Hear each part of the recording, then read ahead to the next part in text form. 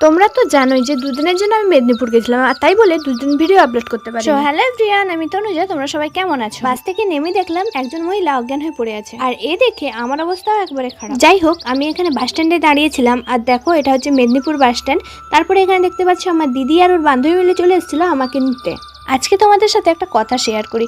আমার মতো অনেক গ্রামের লোকেরাই ভাবে শহরে যারা থাকে হয়তো অনেক ভালো থাকে, কিন্তু বাস্তবে এটা একদমই ভুল। আমি এই দুদিন শহরে থেকে যা বুঝেছি আমাদের গ্রামই ভালো। আর এই ব্যাপারে তোমাদের মতামত কি একটু কমেন্ট করে জানিও। এখানে এই রাস্তার ধারে গাছটি দেখে আমার চোখ যেন ধাঁধিয়ে গেল, কত সুন্দর। আর হ্যাঁ, তোমরা যারা আমার ভিডিওতে আজকে প্রথম, তারা চ্যানেলটিকে সাবস্ক্রাইব করে নিও এরকম সুন্দর সুন্দর মিনি ব্লগ দেখার জন্য। তারপরে আমরা চলে এসেছিলাম আমার দিদির ইউনিভার্সিটির ভেতরে, আর এটা ছিল বিদ্যাসাগর ইউনিভার্সিটি। তোমরা যারা এই ইউনিভার্সিটিতে পড়ে থাকো, আমার ভিডিও যদি দেখছো তাহলে কমেন্ট করে জানিও। আর এর ভেতরে এত সুন্দর সুন্দর কাজ যে কি বলবো। আমি যদি এখানে পড়তাম, আমি তো মনে হয় পড়াশোনা বাদ দিয়ে এগুলোই করতাম। আর তারপরে এই গোলাপটা দেখো, জাস্ট ওয়াও লাগছিল। আজকের ভিডিওটি এই পর্যন্ত, দেখা হচ্ছে পরের ভিডিওতে। ততক্ষণে তোমরা ভিডিওতে লাইক, কমেন্ট, একটা সাবস্ক্রাইব করে দিও।